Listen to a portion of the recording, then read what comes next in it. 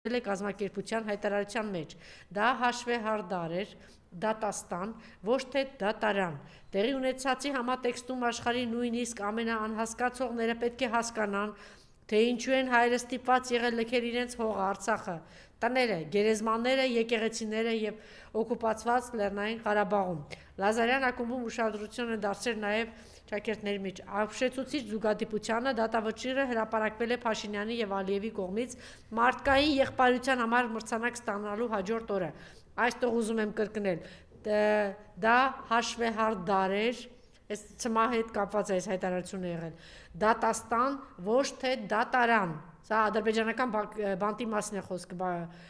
Բաքվի բանտի մասն է։ Տեղի ունեցածի համատեքստում աշխարհի նույնիսկ ամենաանհասկացողները պետք է հասկանան, թե ինչու են հայերը ստիպված եղել լքել իրենց հողը, տները, գերեզմանոցներն ու եկեղեցիները օկուպացված Լեռնային Ղարաբաղում։ Ոչ ավել, ոչ պակաս, այս հայտարարությունից հետո գիտեք, որ մի անգամից հետ կանչեցին Ռուսաստանի Դաշնության դեսպանին Բաքվում, փորձեցին պարզաբանում ստանալ եւ այլն, նորից հիշեցնեմ, որ Զատուլին է եղել եւ մնում է հայ ժողովրդի մեծ բարեկամներից մեկը, բայց այդ ամենով հանդերձ կարծեմ ծայրից ծայր օբյեկտիվություններ եւ ընդհանրապես փաստեր էր արձանագրվել, թե ինչ է տեղի ունեցել Լեռնային Ղարաբաղում։ Հետո ուշագրավն ինչ էր, այս մեծ աղմուկ, ինչպես դուք շատ լավ նկատեցիք, բանը դաժան ռումբ էր Բաքվի գլխին, Ալիևի գլխին, նաև ասում ենք Նիկոլի գլխին, այսպիսի հայտարարություն է անում։ Կարծում եմ, որ Սերժ Սարգսյանին Ալիևի առաջարկած 5 միլիարդը վերցրել է Փաշինյանը, ասել է Զատուլինը։ Դա իմ ենթադրությունն է, այդ փողերը 5 միլիարդի մասին է խոսքը։ Վերցրել է Նիկոլ Փաշինյանը, հետևաբար, ինչպես այժմ մենք պարզում ենք, նա Ադրբեջանի եւ Թուրքիայի գլխավոր թեկնածուն է։ Հունիսի 7-ի ընտրություններում այս մասին հայտնել է Ռուսաստանի Դաշնության Պետդումայի ԱՊՀ գործերի կոմիտեի նախագահի առաջին տեղակալ Կոստանտին Զատուլինը։ Խնդրեմ, այս հայտարարությունների հետ կապված ինչ ունեք ասելու։ Հիշում եք, որ այս թեման շատ առաջ եկավ, նրանից հետո, երբ որ այն ձայնագրությունը հայտնվեց, որտեղ որ Լուկաշենկոն ասում էր, որ վերցրու 5 միլիարդը, Սերժ Սարգսյանը հակընդդեմ առաջարկում էր, ես կտամ 5 միլիարդ, թող հրաժարվի, Լեռնային թող հրաժարվեն Արցախից։ Գիտեք, Զատուլին այս հայտարարությունը մանավանդ 5 միլիարդի վերաբերյալ, ինքը իհարկե դա իր ենթադրությունն է, ինչպես ինքն է ասում, որ ինքը ենթադրում է, որ այնուամենայնիվ այդ 5 միլիարդը աշխատել է տվյալ պարագայում, ուղղակի այն ինչ որ առաջարկվել էր Սերժ Սարգսյանի, Նիկոլ Փաշինյանն է վերցրել եւ արել, ենթադրության հիմքում ես կարծում եմ այն գաղափարն է, որ թերևս հենց այնպես որևէ մի իշխանություն այսպիսի արարքներ չէր անի իր երկրի գլխին եւ իր բնակչության գլխին կամ Արցախի գլխին, ինչպես դա եղավ այս իշխանության օրոք Նիկոլ Փաշինյանի վարչապետության օրոք։ Այսինքն այստեղ ես հիշեցի երկրորդ նախագահի վերջերս արտահայտած այն միտքը, հերթական անգամ երբ արտահայտեց, ասեց, որ եթե որևէ մի գործակալ ուզեին ունենալ, ասենք որևէ մի երկիր, ավել բան չեր անի, քան արել է այսօրվա իշխանությունը։ Եվ այս պարագայում, այսինքն Զատուլին ամենայն հավանականությամբ տրամաբանական շղթայի վերջում եկել այն եզրակացության, որ միայն շահագրգիռ մարդը, շահագրգռված մարդը, ում շահագրգռել են դրսից, կարող էր նման քայլերի դիմել, նման հաջորդականության քայլերի դիմել, որոնք ի վերջո բերեցին այս արդյունքներին, որոնք տեղի ունեցան։ Այս առումով իհարկե դա, այսպես ասենք, ոչ պաշտոնական հայտարարություն է, բայց պաշտոնատար անձի, որը որ, այսպես ասեմ, բավականին լուրջ կշիռ ունի, այնուամենայնիվ Ռուսաստանի իստեբլիշմենտում, իշխանական վերնախավում, եւ որը որ որքանով ես գիտեմ, բավականին, այսպես ասենք, մուտք ունի Կրեմլի այն աշխատասենյակներ, որտեղ որոշումներ են ընդունվում։ Այսինքն ես կարծում եմ, դա իհարկե մասնավոր կարծիք է, բայց դա երևի թե որոշ շրջանակների նաև հավաքական կարծիքն է ընդհանուր առմամբ։ Ինչ վերաբերում է այդ հայտարարության առաջի մասին, որը վերաբերում էր բանտարկյալներին, մեր ռազմաքաղաքական ղեկավարության հետ կապված այդ ծմա դատապարտումներ եւ այլը, ապա սա նույնպես իմ կարծիքով որքանով վերաբերում է Ալիևին կամ Ադրբեջանի այսօրվա ղեկավարությանը, ոչ պակաս վերաբերում է նաեւ Հայաստանի ղեկավարությանը, որովհետեւ դա ընդհանրապես նոնսենս է առհասարակ եթե դու չես կարողանում նույնիսկ պարտվելով պատերազմում առհասարակ չես կարողանում լուծել քո ռազմաքաղաքական ղեկավարության հարցը եւ ըստ էության թույլ ես տալիս, որպեսզի իրենք գերի ընկնեն ընդհանրապես։ Այսինքն դա ցույց է տալիս այսօրվա իշխանության էֆեկտիվությունը, այսօրվա իշխանության քաղաքական եւ մարդկային քաշը, եթե կարելի է այդպես ասել, որ իրենք նույնիսկ պարտվելուց հետո, նույնիսկ այն ժամանակ, երբ ըստ էության արդեն համագործակցում էին Ալիևի ռեժիմի հետ, դա արդեն 23 թվականն էր, հա, սեպտեմբերն էր, արդեն 3 տարի էր անցել եւ մենք հիշում ենք այդ 3 տարվա ընթացքում ինչ գործընթացներ գնացին, ի վերջո այդ 3 տարվա ընթացքում 22 թվականի հոկտեմբերին եղավ Պրագայի հայտարարությունը, որով Արցախը ճանաչվեց Ադրբեջանի կազմում, Հայաստանի այսօրվա ղեկավարի կողմից, այսինքն կար կենթանի կոնտակտ, կար քաղաքական, ինչ որ հարթակ, որտեղ կարող էին հարցեր լուծել, ես կարծում եմ ուղղակի Հայաստանի իշխանությունները այդ ժամանակ այդ հարցը Հայաստանի իշխանությունների համար բացարձակ ակտուալ չէր, եթե չասեմ գուցե հակառակը, այսպես ասենք, ներքաղաքական իրավիճակից ելնելով գուցե Հայաստանի իշխանությունը առհասարակ հակառակը շահագրգռված էին, որպեսզի այսպիսի ընթացք ունենա, չեմ պնդի, որ ասենք ուզել են, որպեսզի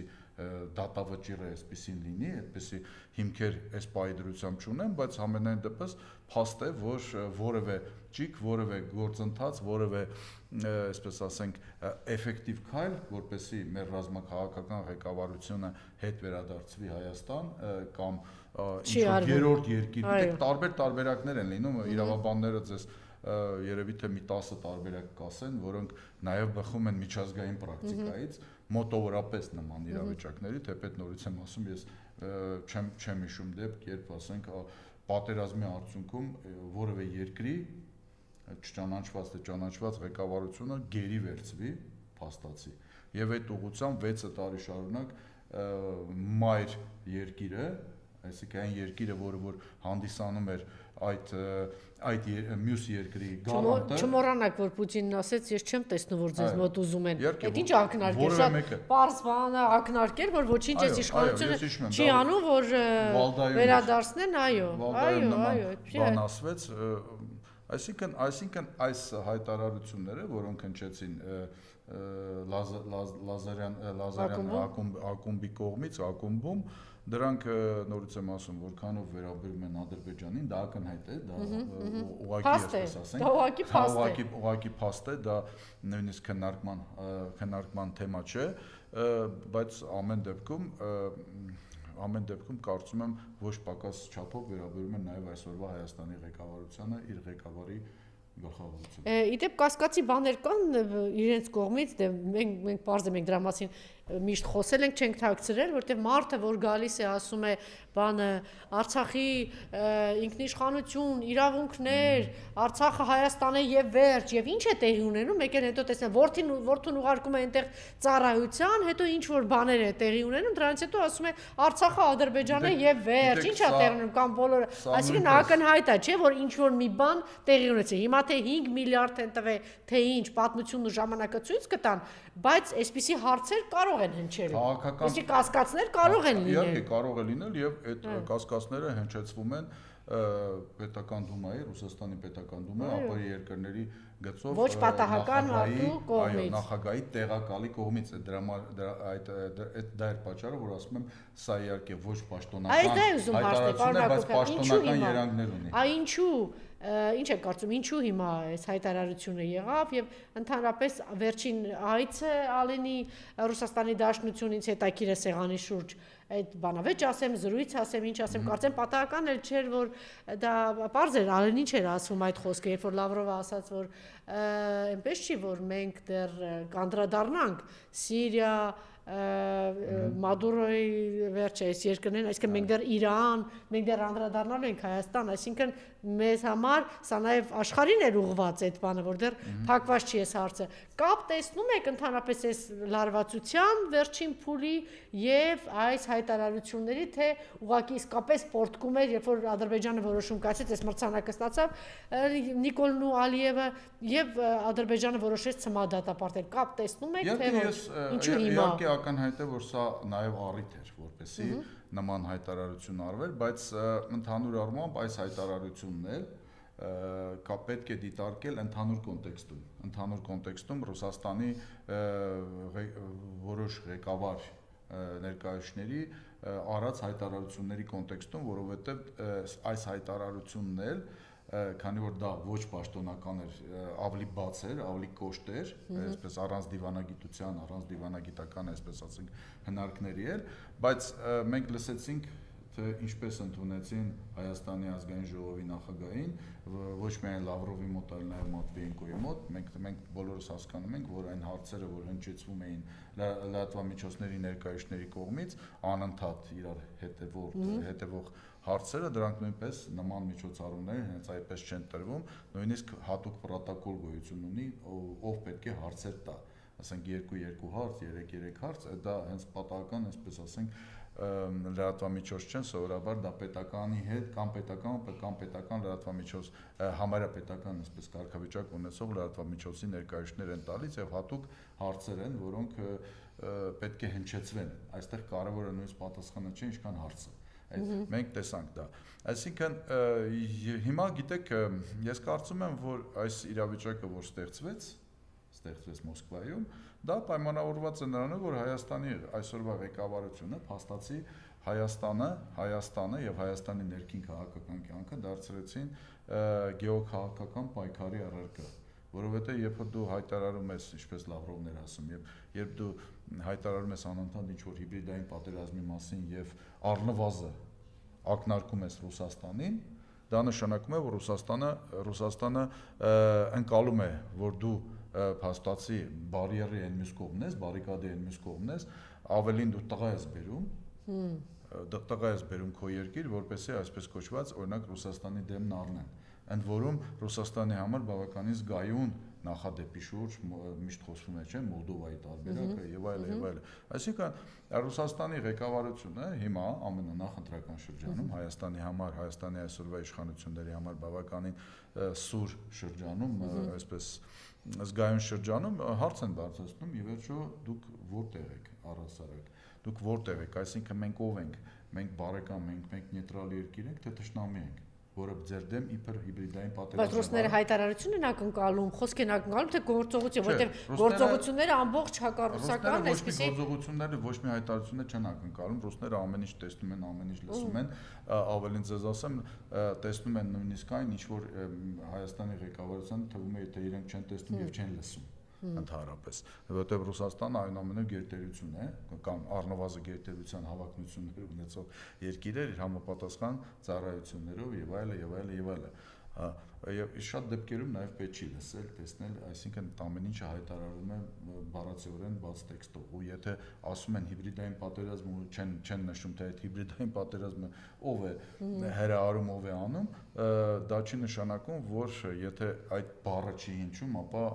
բոլորը ապուշներ են եւ ընդհանրապես ոչ մի բան չեն հասկանում, առավել եւս, որ Եվրամիության բարձրաստիճան այդ պաշտոնյան Կալլասը հիշում եք, ինքը իր ալիբին ունեցավ, չէ՞, ինքը ասեց, մեզ խնդրել են, որպեսզի մենք, այսինքն իրենք որպեսզի ուղղակիորեն չմեղադրվեն, որ միջամտում են Հայաստանի ներքաղաքական նախընտրական նույնիսկ պայքարի մեջ մի կողմից, այսպես ասենք, իշխանության կողմից նախընտրական պայքարում, իրենք ուղղակի ասացին Հայաստանը ինքն է պաշտոնապես մեզ դիմել, որպեսզի մենք օգնենք, մենք չենք, մեր մտքով չէր անցնում, բայց հիմա դիմում ենք, եւ հետո բացվեց, այսինքն ասեց, այստեղ նույն տարբերակն է, ինչ որ Մոլդովայում, երբ Ռուսաստանը հիբրիդային պատերազմ էր անում եւ այլն, եւ հիմա նույն բանն ենք անելու, որպեսզի Հայաստանում է Ռուսաստանը չկարողանա, այսպես ասենք, իրենց հաճո իշխանության դեմն առնել։ Այսինքն դրա մասին ուղղակիորեն ասվեց։ Հիմա ես կարծում եմ ուղղակի նախընտրական շրջան է եւ Ռուսաստանը շատ լավ հասկանում է, որ այսօրվա իշխանությունների համար շատ կարևոր է առնվազն, այսպես ասենք, Ռուսաստանի քիչ թե շատ նեյտրալ գոնե իր բանը, վերաբերմունքը եւ հիմա բավականին լուրջ այս հայտարարություններով ճնշում են գործադրում Հայաստանի իշխանությունների վրա, որովհետեւ հիմա Հայաստանի իշխանությունները նախընտրական այս շրջանում խոցել են արտաքին քաղաքական տեսակետից, այսինքն ինչքան էլ իրենք ձգտեն Միացյալ Նահանգների աջակցություն ստանալ օրինակ Թուրքիայի, Ադրբեջանի կամ Եվրոմիության եվրոբյուրոկրատիայի Բրյուսելյան, միևնույն է անգամ այսօրվա մեր իշխանությունները, այստեղի իշխանությունները իրենք շատ լավ հասկանում են, որ այնուամենայնիվ իդեմս Ռուսաստանի ունենալ լուրջ հակառակորդ դա ամեն դեպքում վտանգավոր է, որովհետև դու չես կարող երաշխավորված լինես, որ եթե մինչև հիմա 5-6 տարվա ընթացքում կոնկրետ գործողություններ չեն եղել, պրակտիկ գործողություններ գետնի վրա, ոչ թե մեդիա դաշտում, օրինակ, ապա դա այդպես է լինելու է, առավելևս, որ այս տարիների ընթացքում միջազգային իրավիճակն է էապես փոխվել, խաղի կանոններն են փոխվել ընդհանրապես միջազգային ասպարեզում, որովհետև նույն Միացյալ Նահանգները իրենք խաղի նոր կանոններ են արձանագրել եւ հաստատել, այսինքն Միացյալ Նահանգները գուցե դրանից են ոգևորված, ինձ թվում է դե հիմա այսպես անխոչնդոտ մարդիկ մտան վերցրեցին, անխոչնդոտ, տեսես Կուբայի հարցերը ոնց որ թե լուծում են, Իրանի հետ կապված այդպես հարցերը լուծում են, գիտեք Միացյալ Նահանգները, ես կարծում եմ, այն ինչ որ անում են իրենց մայրցամաքում կամ այդ այսպես ասենք Պոլուշարիայում ոնց որ ուղղակի Պուտին բանն է Տրամպը ասում էր որ Գրլանդիան մեր բանում է այդ գնդում է բանի Պոլուշարիայում է այսինքն եթե այդ խաղի կանոնները դու դնում ես ապա դա նշանակում է որ լեգիտիմացնում ես նաև այլ գեոքաղաքական կենտրոնների հնարավոր գործողությունները դե հիմա ասում եմ մենք ի վերջո գիտեք երբ Տրամպը նման խաղի կանոններ է դնում եւ այդ խաղի կանոնների հիմքում ուժն է ընդ որում բառացիորեն ոչ թե օրինակ մի բան է եթե դա մրցակցություն հայտարարվեր տնտեսության ոլորտում տնտեսական տեխնոլոգիական եւ այլը այդտեղ Ռուսաստանը ընդհանրապես բավականին խոցելի է եւ թույլ է այնքան էլ լուրջ մրցակից չէ բայց եթե դու խաղի կանոնների հիմքում դնում ես ռազմական ուժը ապա դա բառացիորեն Պուտինի դաշտն է եւ Պուտինին բավականին ձեռ է տալիս, եթե մրցակցությունը կամ համագործակցությունը շատ դեպքերում գնում է այդ ոլորտում, այսինքն մայրցամաքներ բաժանելով, եթե հիմքում նոր աշխարհակարգի դա մայրցամաքները նույնիսկ բաժանելն է։ Չէ, այդպես չի, ինքը ամենտեղ է։ Միացյալ Նահանգները այսօր ամենտեղ են երեք չէ Իրանում է որտեղ կարողանալու է մտնելու է, բայց միևնույն ժամանակ հիշում եք, որ նույն Տրամպը հայտարարեց, որ Կովկասը դա այնուամենայնիվ Պուտինի զոնան է։ Բայց դե տղան ես էի հարցը ես լուծեցի, Պուտինն էլ ընդունեց։ Բայց երբ որ դու պաշտոնապես դրա մասին հայտարարում ես, իսկ Տրամպի հայտարարությունը այլ դա պաշտոնական է, դա նույնիսկ Զատուլինի հայտարարությունը չէ, երբ հայտարարում ես, որ դա իր զոնան է, դա նշանակում է, որ դու ասում ես, որ այնուամենայնիվ ես ամեն ինչ փորձելու եմ համաձայնեցնել, որովհետև դա իր զոնան է, որովհետև հակառակ դեպքում, եթե խաղի կանոնները խախտվում են, ես կարծում եմ նույն ռուսներն էլ որոշակի լծակներ ունեն այն մայրցամաքի վրա, որտեղ, այսպես ասենք, Տրամպի ազդեցության զոնան է։ Հիշենք, ասենք նույն Կուբան, ասենք, օրինակ, եթե չեմ կարծում, որ եթե առանց ռուսների համագործակցության լիներ, ապա այդքան հեշտ կգնար, ասենք, Մադուրոյի кейսը ընդհանուր առմամբ։ Ես կարծում եմ, որ ընդհանրապես այսօր աշխարհում ամենաէֆեկտիվ համագործակցությունը, ես չեմ ասում իդեալական, բայց գնում է Տրամփ-Պուտին համագործակցությունը ու շատ պրոցեսներ, որոնք